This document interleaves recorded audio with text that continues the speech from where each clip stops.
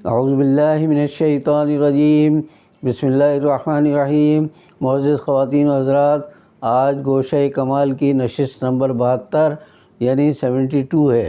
ابھی ہمارا اخبار کا سفر جاری ہے، لیکن جیسا کہ میں نے پہلے عرض کیا تھا کہ روزمرہ کے عوامی مسائل پر بھی وقتاً فوقتاً گفتگو کرتا رہوں گا۔ تو آج میں اپنی گفتگو کا آغاز مرزا غالب کے ایک شعر سے کرنا چاہ رہا ہوں۔ مرزا غالب نے فرمایا تھا، رکھیو غالب مجھے اس تلخ نوائی میں معاف، آج کچھ درد میرے دل میں سوا ہوتا ہے۔ سب لوگ اس کو سوا ہوتا پڑھتے ہیں، لیکن اصل میں یہ ہے سوا ہوتا ہے۔ اسی طرح پہلے مصرعے میں تلخ نوائی سے معاف پڑھتے ہیں لوگ، لیکن اصل شعر ہے تلخ نوائی میں معاف۔ تو مرزا غالب کا یہ شعر اس طرح ہوا کہ رکھیو غالب مجھے اس تلخ نوائی میں معاف، آج کچھ درد میرے دل میں سوا ہوتا ہے۔ تو یہ درد اس لیے سوا آج محسوس ہو رہا ہے۔ ویسے تو پاکستان کے عوام کی جو اکثریت ہے 22 کروڑ عوام، وہ روزانہ ہی مزید اور مزید درد میں مبتلا ہوتے ہیں، یعنی ان کا درد جو ہے روز افزوں ہے، یعنی روزانہ بڑھنے والا ہے۔ اس کی وجہ یہی ہے کہ ہمیں جو حکمران، جو مقتدر طبقے جو ہمارے اوپر مسلط ہیں، انہوں نے عوام کو کبھی بھی ایک لمحے کے لیے سکون نہیں بخشا ہے۔ تو آج میں آپ کو ایک چیز دکھا رہا ہوں، یہ اگر آپ کو نظر آ رہا ہے تو اس کو ادرک کہتے ہیں۔ یہ ادرک کا ٹکڑا 2 انچ بائی 2.5 انچ کا ہے، یعنی ایک طرف سے 2.5 انچ ہے، دوسری طرف سے 2 انچ ہے۔ اتنا چھوٹا سا ٹکڑا دنیا میں شاید ہی کوئی یقین کر سکے کہ پاکستان جیسے اسلامی فلاحی مملکت کے دعوے دار لوگوں کے دور میں 100 روپے کا ہے یہ۔ اور اس کو خریدنے کی مجبوری یہ تھی کہ پچھلے دنوں آپ نے بھی محسوس کیا ہوگا، آج بھی دیکھ رہے ہوں گے، گلا بہت خراب ہو رہا ہے آج کل موسم کی خرابی کی وجہ سے۔ تو میں نے گھر والوں سے کہا کہ بھئی ادرک دیں مجھے تھوڑی سی۔ اب ادرک لا کے، ادرک گھر میں موجود نہیں۔ میں بڑا پریشان کہ گھر کی اتنی ضروری چیز ہے وہ گھر میں موجود نہیں، پتہ چلا صاحب بہت مہنگی ہے۔ خیر بہرحال میرے کہنے پر، حالانکہ مجھے اگر معلوم ہوتا کہ اس قیمت کا تو میں منع کرتا، ادرک کا یہ ٹکڑا لایا گیا میرے سامنے، کہہ لیں 100 روپے کا ہے یہ۔ میں حیران و پریشان، میں نے کہا بھائی آپ لائے کیوں؟ کہہ لیں آپ نے کہا تھا اس لیے۔ تو یہ ایک اس شخص کے گھر کا عالم بتا رہا ہوں کہ جس کے میاں اور بیوی کی پینشن گھر میں آ رہی ہے اور باقی بچے اپنی جگہ برسر روزگار خوشحال ہیں۔ وہ ہم 2 کی آمدنی پینشن کی ماشاءاللہ ٹھیک ٹھاک ہے، اس پر بھی مجھے 100 روپے کا یہ ادرک کا ٹکڑا دیکھ کر اتنا دلی دکھ ہوا ہے۔ میں حیران تھا کہ جب ہمارے پہنچ میں ادرک جیسی چیز نہیں ہے تو بیچارے غریب آدمی جن کی 10-12 ہزار روپے کی نوکری ہے، ملازمت کرتے ہیں یا روزمرہ کما کر گھر لے جاتے ہیں، 10-12-15 ہزار روپے لے جاتے ہیں، اگر وہ اول تو وہ بھی نہیں ہے میسر، اس لیے کہ 2-2.5 سال کے عرصے میں اس قدر تباہی مچائی ہے قیمتوں نے کہ آپ قیمتوں کا اندازہ کریں ذرا کہ کیا حال ہے۔ ابھی یعنی 2-2.5 سال پہلے جو قیمتیں جتنی تھیں اس سے 3 گنا، 4 گنا، 5 گنا اور 6 گنا تک بڑھ گئی ہیں قیمتیں۔ تو کوئی تصور کر سکتا ہے کہ کوئی حکومت جو عوامی فلاح و بہبود کا روزانہ دعویٰ کرے، وہ ایک دن کے لیے بھی مہنگائی کو کم نہ کر سکے؟ یعنی بڑھنا تو بہت دور کی بات ہے، اس کو یعنی روک بھی نہیں سکتی ایک جگہ پر، اس میں مسلسل اضافہ ہوتا چلا جا رہا ہے۔ تو آپ آج دیکھیے کہ پاکستان کے غریب عوام جس غربت، مہنگائی اور بے روزگاری کے عذاب سے دوچار ہیں، اللہ نہ کرے کہ ہمارے دشمن بھی اس طرح دوچار ہوں، اور جبکہ دعوے یہ ہیں کہ نہیں یہ تو بہت خوشحال ہے، سب اچھا ہے۔ کہ آپ نے سنا ہوگا ہر دور میں نعرہ لگایا گیا کہ صاحب یہ عوام تو خواہ چیخنے چلانے کے عادی ہیں، سب اچھا ہے، ملک میں بڑی خوشحالی ہے، ہر طرف روزگار ہے، ہر طرف گرانی کی جگہ سستا ہے، ہر شے سستی مل رہی ہے۔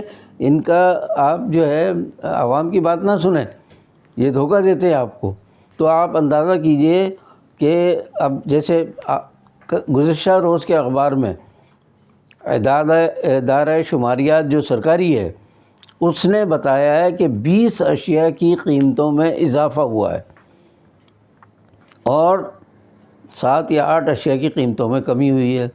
اب اضافے کا اندازہ کر لیں کہ جیسے میں نے بتایا ادرک کا ایک چھوٹا سا ٹکڑا یہ جس حساب سے آیا ہے تو 800 روپے کلو ہے ادرک، لہسن 600 روپے کلو۔ میں تو نہیں سمجھتا کہ کوئی اگر کسی مردے کو 50 سال پہلے کے اٹھا کر زندہ کر کے اور اس کو بتایا جائے کہ آج یہ قیمت ہے تو میرا خیال ہے دوبارہ مر جائے گا فوراً ہی، زندہ ہی نہیں رہے گا وہ۔ کہہ رہا ہے میرے دور میں 2-3 روپے کلو کی جو چیز تھی وہ 800 اور 600 روپے کلو مل رہی ہے۔ تو اس کے علاوہ انڈے، کراچی میں انڈوں کی قیمت ہے 200 روپے درجن، 12 دونی 24، مطلب 15-16 روپے کا ایک انڈا ہے۔ کیا کھائے اور کیا پیے غریب آدمی؟ یعنی بچوں کو انڈا بھی نہیں دے سکتے آپ، ادرک جیسی چیز بھی آپ نہیں ڈال سکتے، سردیوں میں اگر گلا خراب ہے تو ادرک کی چائے بھی نہیں پی سکتے آپ، تو پھر کریں کیا؟ بس تعریفیں کریں صاحب حکومت نے تو بڑا کمال کر دیا اور اتنے بلین ٹری درخت لگانے کا جو کہا تھا، آپ دیکھ لیے ہر طرف درخت ہی درخت ہیں، اوپر سے دھوپ کا سورج کا سایہ بھی نہیں مل رہا ہے ہمیں، دھوپ بھی نصیب نہیں ہے، اس لیے کہ بلین ٹری کا مطلب کیا ہوا؟ 1 ارب درخت لگا، یہ دعویٰ تھا۔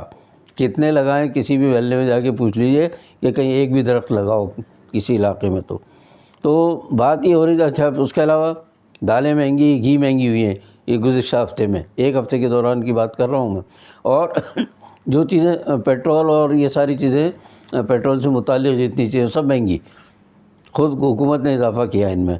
یہ سب مہنگی ہونے کے بعد آپ ایک اور عوام کے ساتھ ظلم ملاحظہ کیجئے کہ سردی آتے ہی گیس کی قلت ہو گئی، گیس کی لوڈ شیڈنگ شروع ہو گئی۔ بجلی کی لوڈ شیڈنگ تو برسوں سے سن رہے تھے، اب گیس کی بھی لوڈ شیڈنگ ہونے لگی ہے۔ خواتین کھانا پکانے بیٹھے تھے، معلوم ہوا گیس ختم چلی گئی، بہت سلو آ رہی ہے، نہیں پک سکتا اس میں کھانا، ناشتہ بچوں کو کرانا ہو تو وہ نہیں ہو سکتا۔ آدھی رات کو بھی بعض اوقات کہیں ضرورت پڑ جائے گلے میں خرابی کے لیے کہ بھئی گرم پانی کے غرارے کر لیں تو گیس ہی نہیں ہے بھائی۔ اب گیس نہیں ہے موجود تو کیا موم بتیوں سے کھانا پکایا جائے اور چیزیں گرم کی جائیں؟ ان کی میں کہتا ہوں شرم و حیا غیرت بالکل مر چکی ہے۔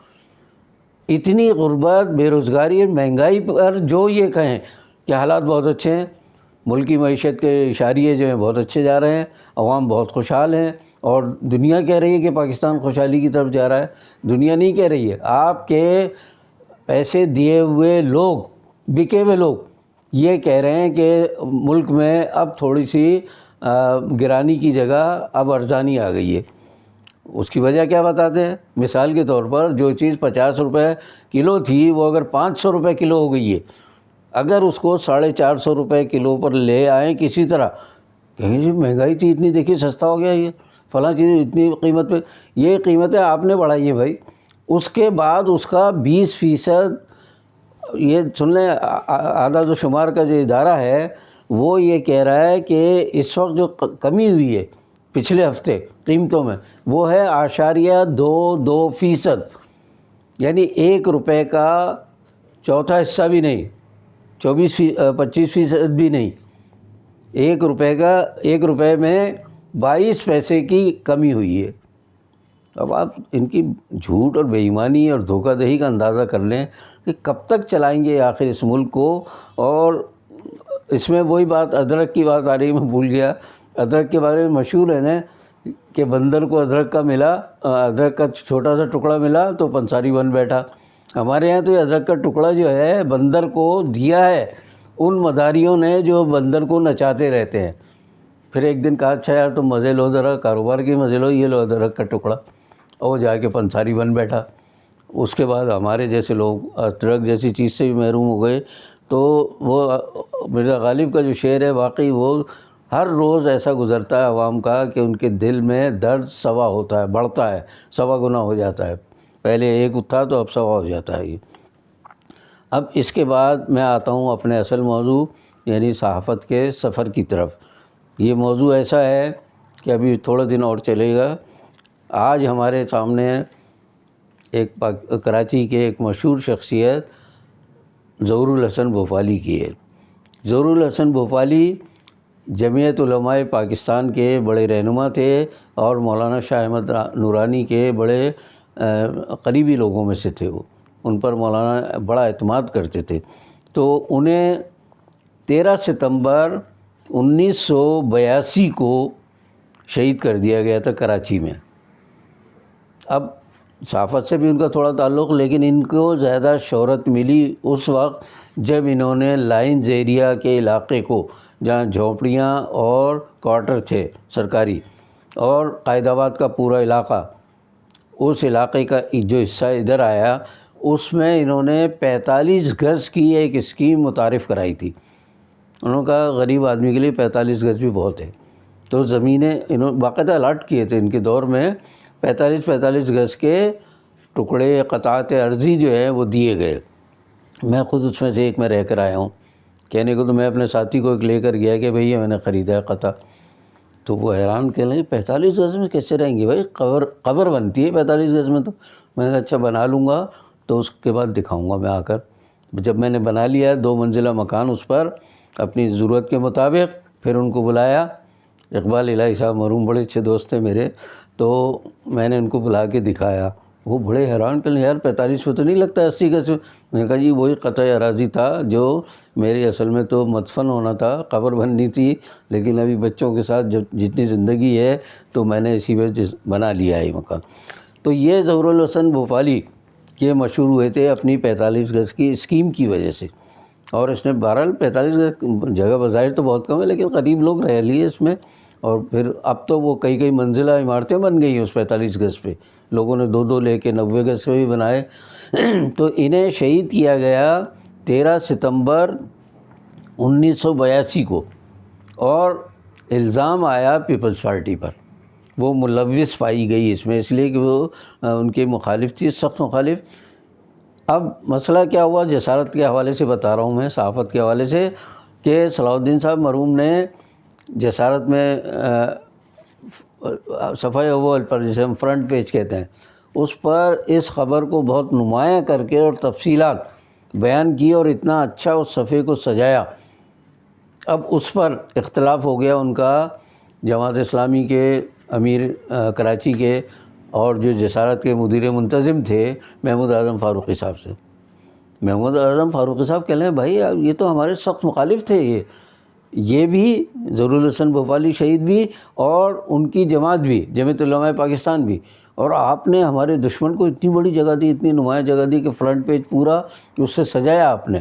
تو صلاح الدین صاحب کہہ لیں بھائی آپ بات سن لیں، اخبار چلتا ہے خبروں سے، رہا جماعت اسلامی کا موقف تو وہ اداریے اور مضامین میں پیش کیا جاتا ہے، خبر جو ہے اپنی جگہ خود بناتی ہے۔ تو ظہور الحسن بھوپالی کراچی کی بڑی شخصیت تھے، اور ان کی شہادت جن لوگوں نے کی ہے ان کو ہم نمایاں کرنا چاہتے تھے، اس لیے ہم نے، چنانچہ ہوا بھی یہی کہ جسارت اگلے روز جو وہ چھپا ان کی شہادت کی خبروں سے، وہ بہت بکا، وہ اس لیے کہ کراچی کے لوگوں کے ایک شخصیت کو قتل کیا گیا۔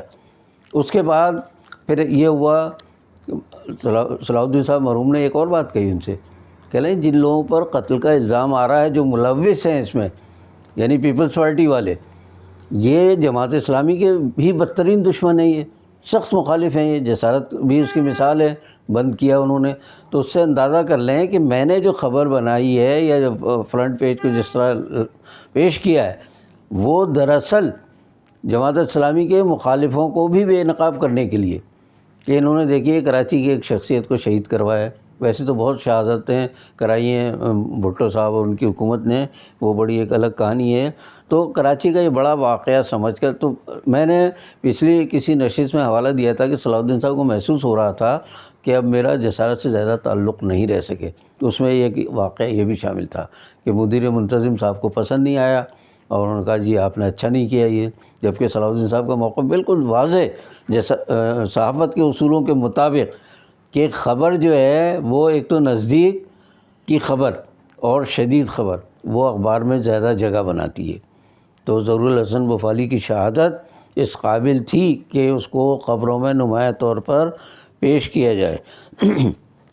اب آتا ہوں میں ایک اور مسئلے کی طرف یا ایک اور واقعے کی طرف، صلاح الدین شہید جو تھے وہ اپنے کارکنوں کے لیے بڑی سمجھیے ہمدردی رکھتے تھے، بہت محبت خلوص تھا ان کے دل میں، وہ ان کی کسی تکلیف کو پورا کیے بغیر نہیں رہتے تھے، برداشت نہیں کر سکتے کسی۔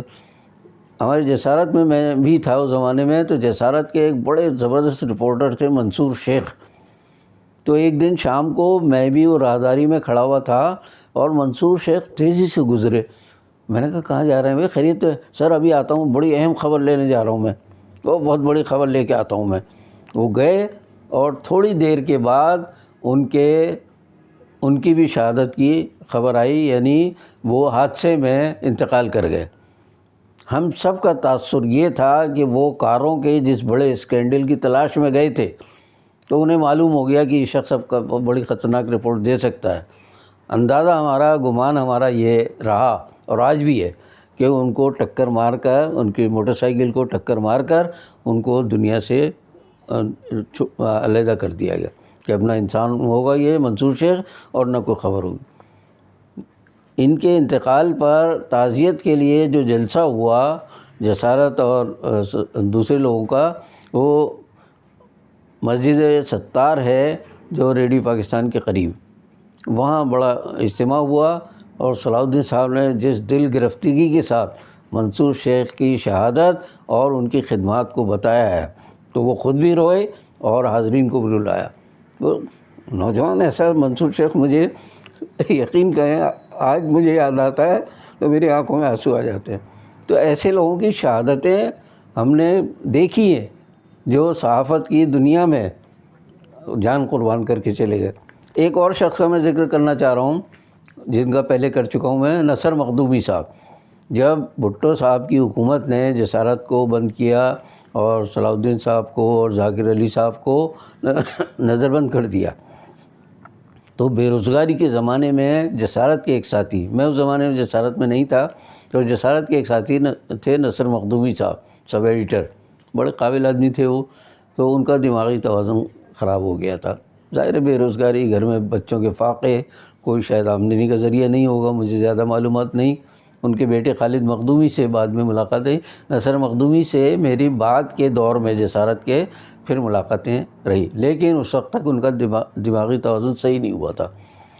جسارت والوں نے ان کو ملازمت دے دی دوبارہ کہ جیسے بھی ہیں، بہرحال ہماری وجہ سے ان کو شہادت، وہ دماغی توازن خراب ہوا تھا تو ان کو ملازم رکھ لیا۔ اس وقت میں بھی پھر جسارت میں تھا، تو میں اکثر دیکھتا تھا کہ وہ کام کر رہے ہیں بڑے آرام سے، اچانک دورہ پڑتا تھا ان کو اور بس چیخنا چلانا شروع کر دیتے تھے، پھر چیختے چلاتے اور راہداری جو تھی اس میں آ کے کھڑے ہو جاتے تھے۔ ہاں، اب جس کو چاہتے برا بھلا کہتے تھے، تو منتظمین کو بھی حیرت یہ ہے جنہوں نے انہیں دوبارہ ملازمت دی، بڑے چیختے تو، لیکن کمال ان کا یہ تھا کہ صلاح الدین صاحب کو دیکھتے ہی ان کا سارا دیوانہ پن ختم ہو جاتا، بالکل نارمل ہو جاتے تھے۔ بڑی حیرت ہے یہ بات۔ دوسری، میں اپنے بارے میں کہہ سکتا ہوں، میں اگر بلا کے بٹھاؤں کمرے میں، میرے سامنے آ کے بیٹھتے تھے، بالکل نارمل ہو جاتے تھے، وہ سارا پاگل پن بالکل ختم ہو جاتا تھا۔ وہ کہاں چلا جاتا تھا ہمیں نہیں معلوم۔ ہمارے ایک اور ساتھی ہیں جسارت ہی کے بڑے سینئر صلاح الدین صاحب کے ساتھیوں میں سے، تو وہ بھی یہ کہتے ہیں کہ میرے ساتھ بھی یہی ہوتا ہے، سروت جمال اسمعی صاحب، وہ کہتے ہیں میرے سامنے آتے ہی ان کا سارا پاگل پن یا دیوانہ پن ختم ہو جاتا تھا۔ تو ایک عجیب بات ہے، ان کے ذہن میں کچھ ہوگا ہم لوگوں کے لیے، منتظمین کے لیے بھی ہمدردی نہیں تھی۔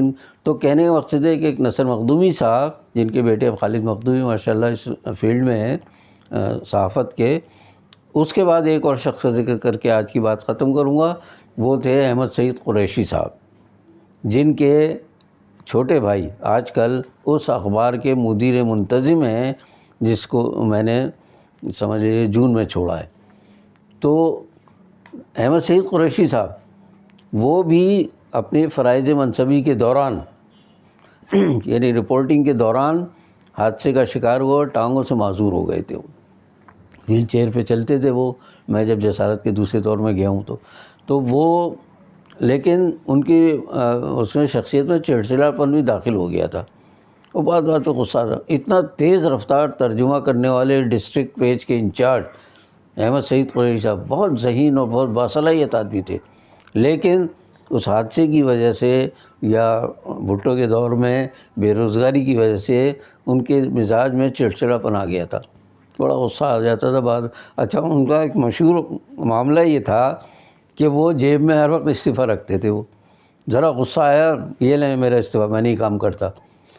انہیں معلوم تھا کہ صلاح الدین صاحب ان کے استعفے کو منظور نہیں ہونے دیں گے، یہ یقین تھا ان کو. تو جیب میں ان کو مشہور تھا کہ بھائی زیادہ نہیں چھوڑو، ابھی جیب میں سے استعفیٰ نکال کے پیش کریں. تو جب تک وہ زندہ رہے مرحوم، اس وقت تک صلاح الدین صاحب نے بعد میں پھر اپنے تکبیر میں بھی ان کو لیا تھا. اور تکبیر پہ بڑی دلچسپ ایک بات یاد آ گئی مجھے کہ ایک بار یہ ہمارے ساتھ سعودی عرب کے سفر پر گئے. سعودی عرب سے اردو کا ایک اخبار نکلتا تھا حج کے زمانے میں 1.5 مہینے کے لیے. ایک بار ہمارے ساتھ احمد سعید قریشی صاحب بھی گئے، حالانکہ معذور تھے، وہ انہیں کسی طرح لے کے گئے. تو اس وقت بے روزگار تھے، جسارت سے شاید ان کو فارغ کر دیا گیا تھا. تو انہوں نے، مجھے اچھی طرح یاد ہے میں بھی بیٹھا ہوا احمد سعید قریشی صاحب، ہمارا جہاز اس وقت تقریباً 28 سے 30 ہزار فٹ کی بلندی پر تھا. صلاح الدین صاحب سے باتیں ہو رہی تھی احمد سعید قریشی صاحب کی. تو صلاح الدین صاحب نے کہا کہ بھائی میں واپسی پر میں آپ کو تکبیر میں ملازم رکھ لوں گا. تو میں ہنستا تھا کہ یہ دنیا کا شاید پہلا اپوائنٹمنٹ یا تقرر ہے جو 28 سے 30 ہزار فٹ کی بلندی پر ہوا ہے. ان کو اپوائنٹمنٹ ملا ہے 28 ہزار فٹ کی فضاؤں میں ملا ہے ان کو. تو احمد سعید قریشی صاحب بڑے اچھے ساتھی تھے. ان کا ایک واقعہ پہلے میں بتا چکا ہوں. بڑی مقبول شخصیت تھے، بس تھوڑا سا ان کو جو غصہ آتا تھا اس غصے کا اظہار کرتے تھے اور سب ان کو برداشت بھی کرتے تھے. تو آج میرا خیال ہے اتنا ہی کافی ہے. انشاءاللہ اگلی بار ایک بڑی عظیم شخصیت کا ذکر کروں گا، مشفق خواجہ صاحب کا، اگلی نشست میں. تو آج کے لیے اتنا ہی. ہم جو ہیں آئندہ نشست میں پھر ملیں گے. باقی بشرط زندگی باقی. لیکن آخر میں ایک بار پھر درخواست کروں گا میں کہ آپ اگر کچھ میرے پروگرام کو پسند کرتے ہوں تو آگے بڑھانے کے لیے اس کو سبسکرائب کریں، لائک کریں اور شیئر کریں، اور ہو سکے تو کمنٹس دیں اور مجھے رہنمائی کریں میری. باقی بشرط زندگی باقی.